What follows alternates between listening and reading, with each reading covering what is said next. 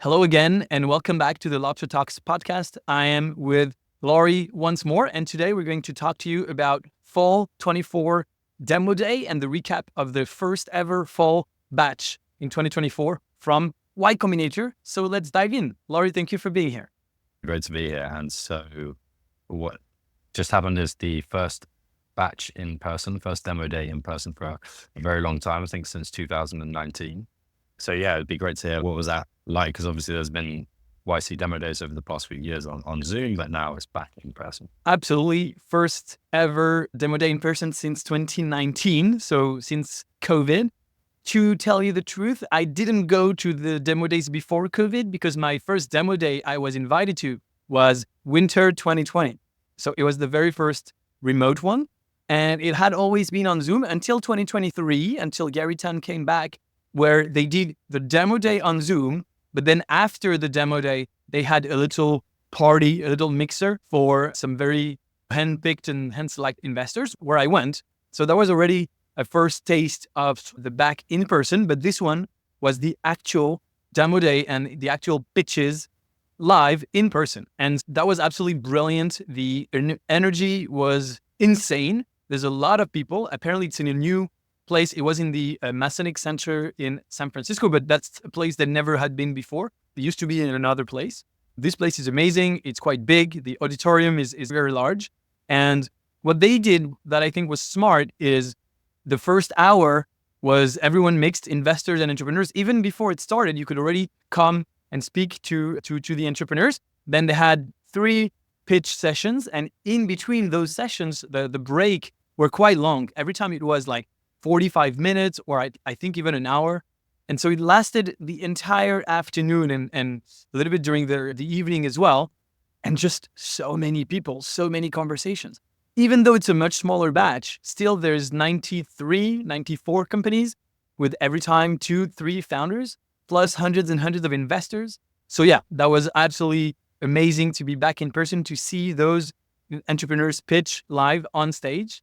And you had some people just jump on the entrepreneurs as soon as they were walking off the stage. People would get up and run to them to try and talk to them. Some of them give them money as well. So yeah, really good experience, and I can't wait to go back. And the other new thing with the full batch, this being the first full batch, and then next year there'll be 4 batches rather than the usual 2, is that the batches are now half the size of what they've been before. So this batch had 93 companies, and based on conversations with founders or your approach in trying to meet all the founders in an investment cycle, what is the difference that a smaller batch makes, and how does that impact kind of things like quality of interaction with founders, investors, etc.? Yes, I think that's much, much better. I met a YC alumni there who was in the second batch of YC ever in 2005, I think, or something like that. And at the time, there were only 8 startups in the batch. Very different. His startup was not a success. He immediately failed a few months later, but the experience was very different. And again, I really started getting deeper in YC around 2020 when I was invited to Demo Day with the fully remote batch. And they accepted between 2020 and 2022 a lot of foreign startups, mostly in India, in Latin America, etc. And so the batch, I think the biggest batch was close to 400, which is insane. It's just too much. And so going back to less than 100 is really powerful because you're able to really know all of the startups and remember them. There's no way at a single demo day you can remember 300-400 startups. That's just way too much. But less than 100, you can know all of them, remember all of them. You can have conversations with all of them and just remember who people are. You're not mixing them up, because when I used to have conversations with 200, 300 plus entrepreneurs, there's no way you can remember everything. At least my brain couldn't, and many other investors told me the same. So it really is more easier for our small investors' brains to grasp. And so you can really have a full view. The problem also with a bigger batch is you're always playing catch up. You've never seen everything. There's always another startup, there's just too many. With this batch, you're able to have an ensemble view of, okay, this is everyone, this is everything, and this is who I like, who I don't like. And it's much better to make decisions. You can just have all the information. So overall, very pleased with the new size. is going to come back more often, which is great. Less downtime for us investors, because it used to be 3, 4, maybe 5 months of downtime. Regarding new batches, it was very slow. And so that's much, much better. We're mid-December 24, and the new batch is already starting in a couple weeks, like just after Christmas. And that's because there's Christmas and New Year's, but the other batches will even follow each other even quicker and quickly. It's all year round, but just easier to wrap your head around, sorry. And so overall, very pleased with the lower amount of startups, yes. One of the things that Gary Tan talked about at the beginning of Demo Day and leading into the batch was how this is like the first batch to 3x the revenue growth target that they have of the companies during the accelerator. And so is that systemic of the smaller batch? Is that something else? Is that maybe the types of startups that are in here? What's your take on that? It's interesting. Maybe it is because of the smaller size. I hadn't thought of that. It's possible that if you have less startups, you can just grow them more overall because partners are more involved, and probably you always have very fast growing startups in YC, but probably it's the bottom half, I guess, that's always dragging everyone down for the overall performance. So my read on it was, and I think this is what YC thinks, how they think about it as well. It is one of the first batch that has such powerful AI. Every batch, AI is becoming better and better.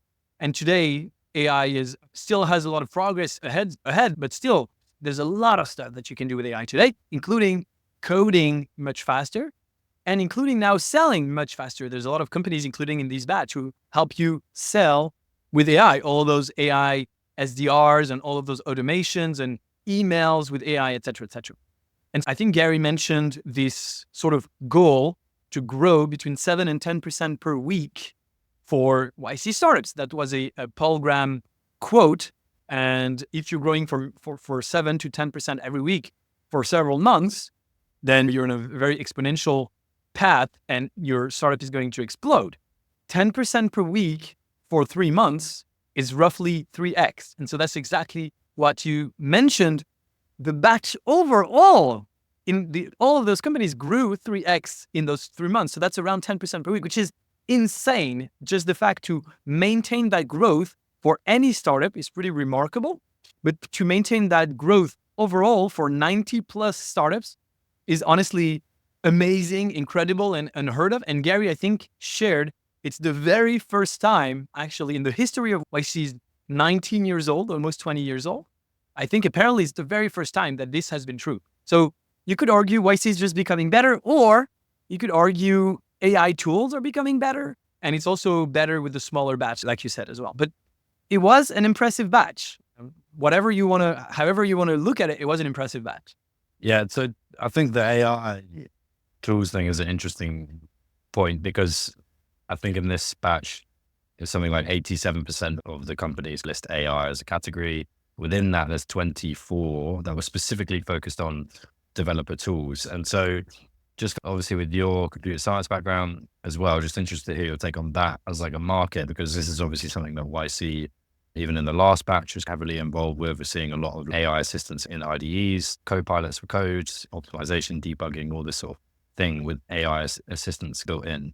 Is that kind of systemic of obviously YC being developer Silicon Valley focused, or is there really this big market there? And what's your take on having seen 24 of those similar tools now pitch at them?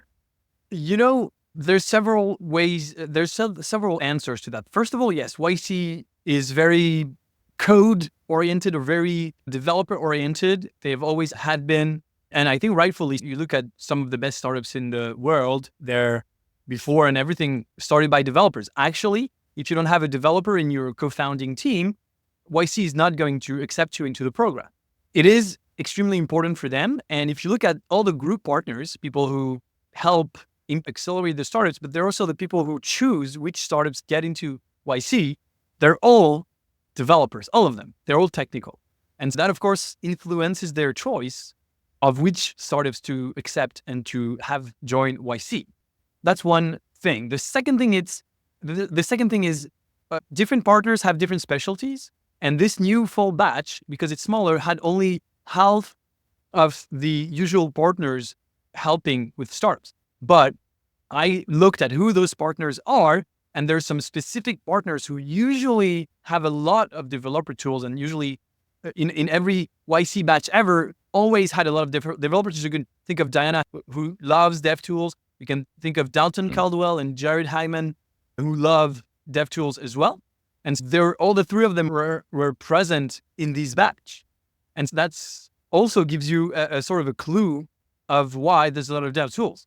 But was absent from this batch, Surbi Sarna, for example, and she's doing biotech. She's not doing dev tool. In the next batch, you might have more biotech because she might have 15 to 20 biotech startups out of 90. That's 20%. But she was not here now. And so in the next batch, people might say, oh, we know YC now is big on biotech startups. It depends on which partners come. And the last thing I want to mention is it's been a criticism of YC, but I don't necessarily see it as a bad thing. But there's a lot of YC startups that sell to other YC startups. And because YC is a lot of developers and a lot of geeks, there's always been a lot of dev tools to serve other YC startups. But this is actually turning out amazing. If you look at Supabase, which is a YC company, it's now used by 80 to 90% of new YC companies. If you look at PostHog, which is a YC company, now it's used by 80 to 90% of new YC companies. All of those are dev tools that just make everyone else's life easier. Developers around the world, including in YC, but actually outside of YC as well. So that's another explanation for the dev tool success and popularity. What's happening recently is see as it grows in alumni size and all their internal tools to connect those founders, this actually becomes a very compelling point around how, obviously, with YC alumni being increasingly successful over time, there are more of these opportunities for YC startups to sell into other YC startups. But one of the things that I actually think about how you approach YC batches with Lobster is that you do pick out these ones that are a little bit more off the wall, a little bit more different. Just interested in your take on how, when you look at the batch, you see it's quite a lot of hot trends, hot topics, as it's going to be, because this is where young founders are going to want to be building and what's interesting for them at the time. But how are you assessing these markets, especially ones like AI, dev tools, or other ones in comparison to these kind of more perhaps niche opportunity? I absolutely think about it that way, because with the first wave of AI, ChatGPT is released in November 2022, and in the first half of 23, everybody's jumping on AI. And at the time, I was very negative about AI. I even wrote at the time a blog post, why I'm not investing in AI, and which got a bit of traction and eyeballs because it was very contrarian. Everyone is jumping on AI. And I said, it's too early. We don't know where it's going to go. And just the models are going to get very quickly better. And they did. And so your small GPT wrapper is going to be completely insignificant in a few weeks or months, because when GPT 3 or 4 comes out. So I was very skeptical originally. And then, but I observed, and I thought, is AI worth it? And very quickly, I arrived at the conclusion, yes, AI is a game changer for a lot of things.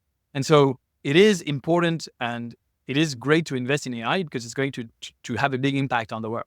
But of course, we're still at the beginning of AI. And so I'm still thinking today, when I'm investing in a company, what's the future going to be like with the way AI is evolving? Sam Altman predicted that AGI is really not far from today. So artificial general intelligence is much more superior to us humans that we cannot even comprehend. And how is the world going to be by then? And Sam Altman said it's a few years away, maybe as short as 3 years from now, maybe a little more. How is the world going to be there? So you don't want to invest in a startup today that in 3 years, the AI world has changed so much that it's irrelevant. So I'm still keeping this in mind. And you're right. A lot of those developer tools are very good for today, but might completely be irrelevant 2 years from now, or they might not. But anyway, I take this into consideration when I'm measuring my risk. And I also don't know how the world will be in 2 years. I'm just trying my best guess, but no one knows. It is difficult.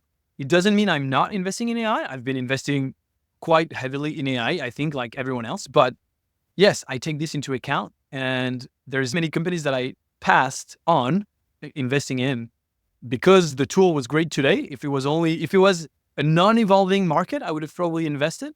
But because the market is shifting so quickly, I'm choosing not to invest for that. I'll give you an example. I just passed on a company who's doing 10 million in ARR. It's not a YC company, but it's very close. And they're doing helping musicians create music with AI. And the tool is amazing. I've tried it, and the company, I had the chance to invest, and everything looks great. All signs point to great growth, great user acquisition, great revenue and traction, etc. But that was mostly the reason why I passed. Is I really don't know how music creation is going to change in the next 2-3 years. So today they're the flavor du jour, and they're the most used tool, but it's just changing so much, and AI has such potential to disrupt this creative process. I'm thinking maybe in the future, you don't use a website to create music. Maybe you just use goggles and you're singing, or it's directly plugged to your brain. Like, I don't even know, but it is evolving very quickly. And so that's the kind of thing that I'm careful about. Just coming back very quickly on the investment that you mentioned that I made, it is very interesting because it's not 100% AI startup. It's related to something completely different, but they still are using AI into their operations to do some specific things faster and at scale. So going back to when we say the batch is 87% AI, depends what you call AI. I think 100% of startups today use AI. If you're not using AI, you're probably not a good entrepreneur or something, or maybe you have a very good reason, but you should be using AI in a lot of things in your startup to go faster, to make your life easier. We've talked about the future AI unicorn that's worth $1 billion and that's managed by one person. And it's just like a conductor with an orchestra of AI agents working for him or her. And that's going to happen, I think, very soon, maybe in 2025. So you should be using AI. And so now, are you an AI startup or not? It depends. You have to be very precise in your definition. So, of course, YC being so close with OpenAI, Sam Altman, having other startups using AI everywhere, I think a lot of startups end up using AI more or less. And it depends when you put the definition of being an AI startup. And then I guess that's slightly more point to the landscape. And I guess with this YC batch where Gary Tan was talking about increase in revenue growth, part of that could be attributed to it's easier to scale in a more lean way than it has been previously. It's easier to do things like create apps, create agents that can assist on business development and that sort of thing. And there's a definite landscape shift in startups in general.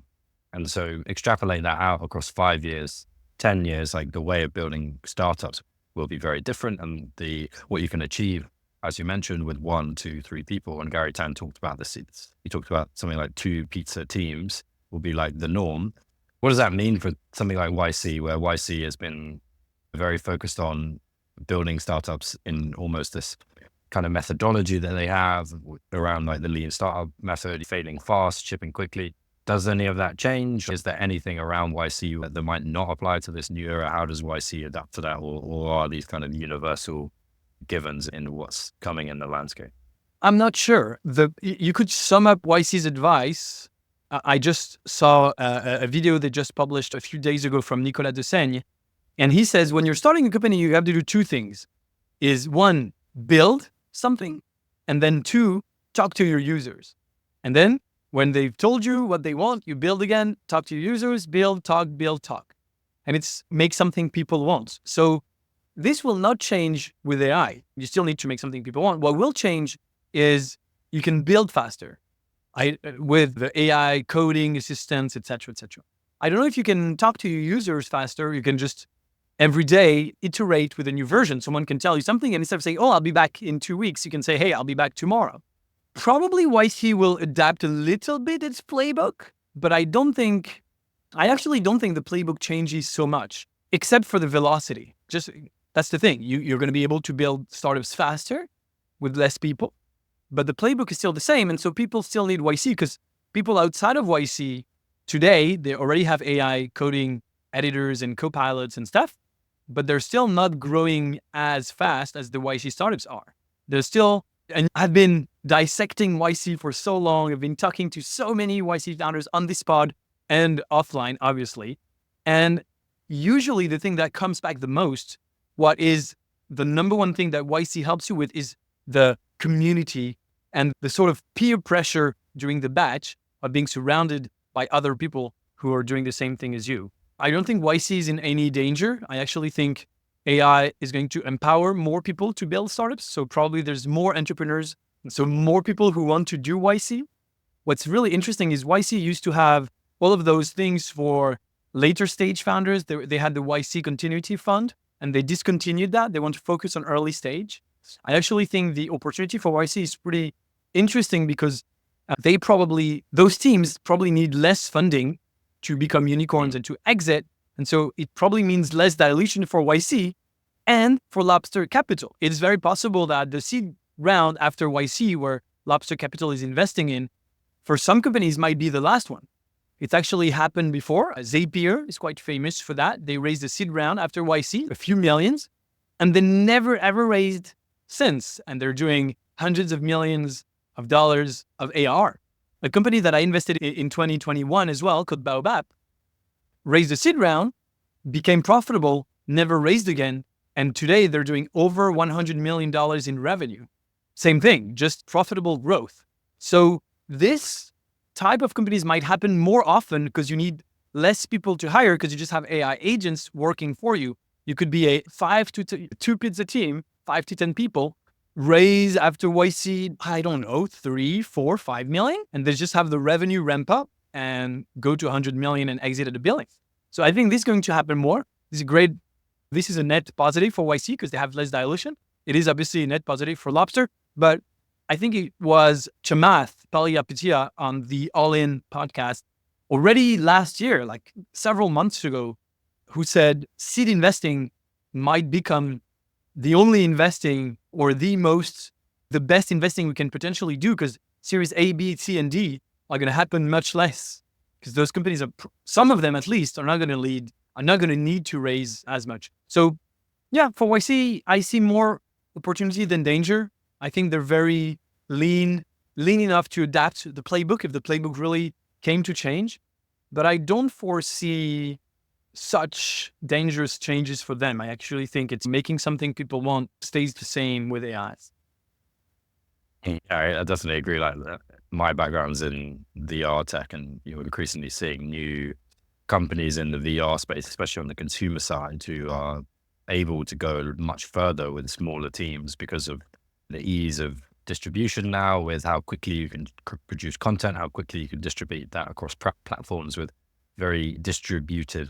Whereas before, early 2000s, 90s, even before that, like a company was just so much more people intensive, and people was typically the number one kind of capital cost. Definitely, it seems like more value is going to accrue at seed, will obviously enable early stage funds like Lobster to be maybe in the only round that some of these companies end up raising.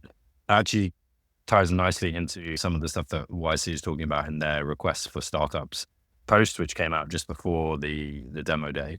And so one of the things that they talk about there is in 1 million jobs 2.0. So to fund startups that have a useful need to employ 1 million workers in a way that uniquely needs humans to do the job, and there's no structural need for the job to be done with AI. So that's like the other side of it as well, where actually they're also looking to fund startups at the other end of the spectrum too. It would be good just to hear your kind of thoughts on that request for startups that they did put out, which is broad, and like what you think is interesting within those 10 categories. I remember several of them. For this jobs thing, it might be just value signaling because they're doing so much AI, but it might not be. What's for sure is that AI is doing to jobs that famous creative destruction, right? If you were a horse conductor and then the car comes in, you're out of a job, and so you have to do something else. And AI is going to kill a lot of jobs. It's also going to create a lot of new jobs.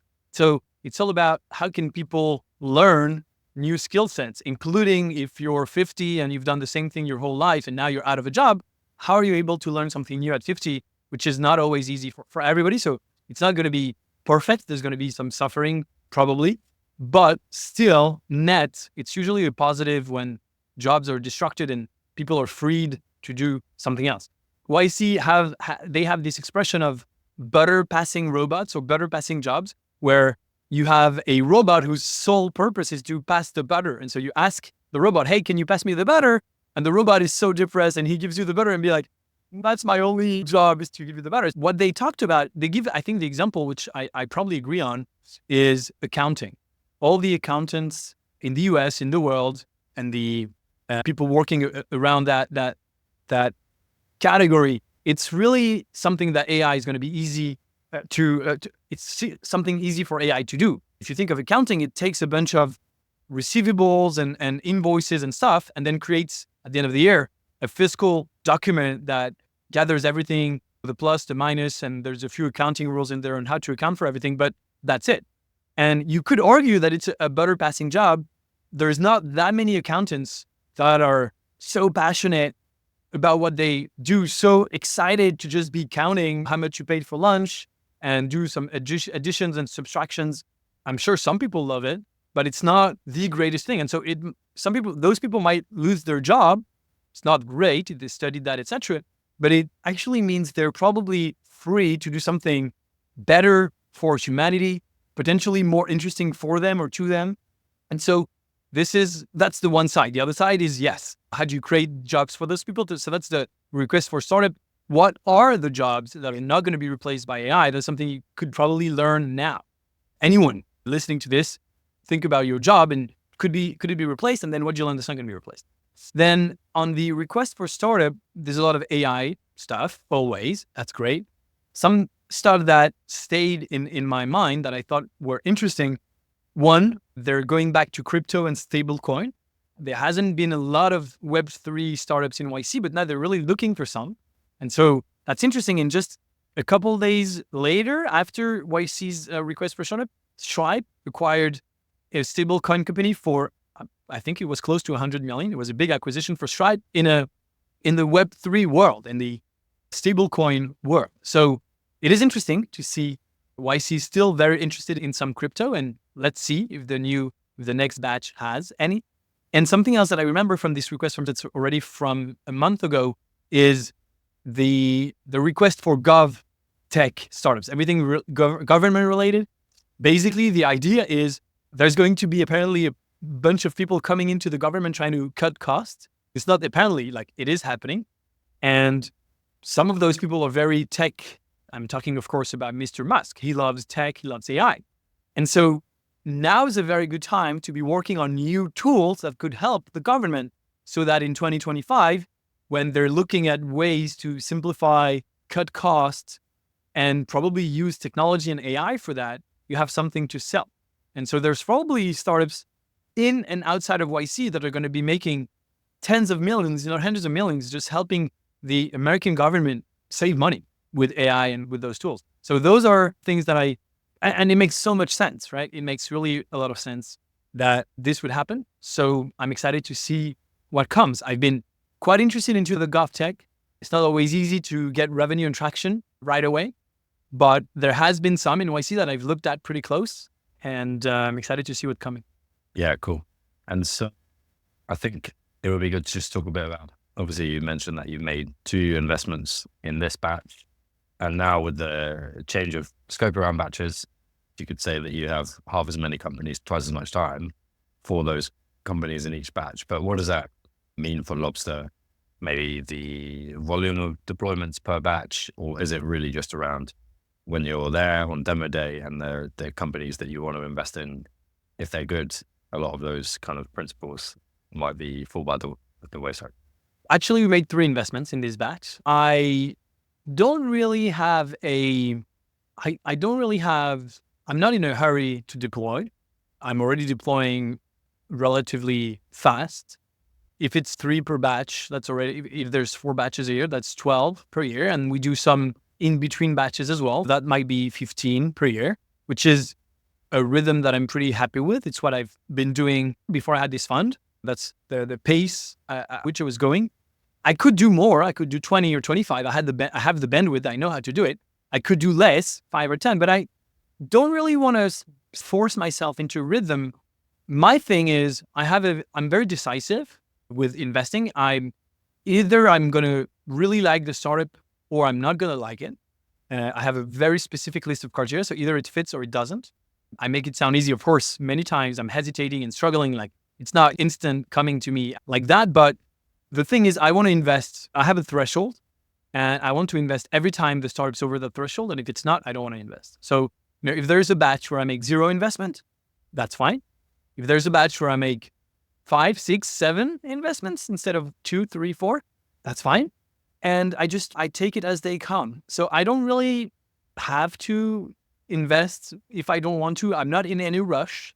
I'm investing rather less than most people in most funds that I see. I met a guy at demo day and I had made 3 investments and I said, what about you? He said, oh, I've made 45 investments in this batch. I was like, what? 5? It's half the batch. It's not even selecting anymore. You just give money to anyone who's going to take your call. But if you look at the Lobster portfolio, it's been a year. I'm investing from this fund, but there's already at least 50% of those companies who are on a very strong trajectory. We'll see where they end up, but there's at least 50% that they've 10x'd their revenue or more since I invested. So I like being picky. I think it's working out for me quite well. And I expect the rate of Series A, which is when you're not out of the woods yet, but it's still a very good sign. I expect the rate of Series A to be very high. So less companies and more time. We're talking at the beginning of the call is great because you really have more time to see them and talk to them and choose. It's better spread out throughout the year. But then my pace, I don't know how it's going to change, but it's always going to be, I don't have a pace. I don't really care about pace. I care about quality. So I'll do how many qualitative deals that I see, and that's it.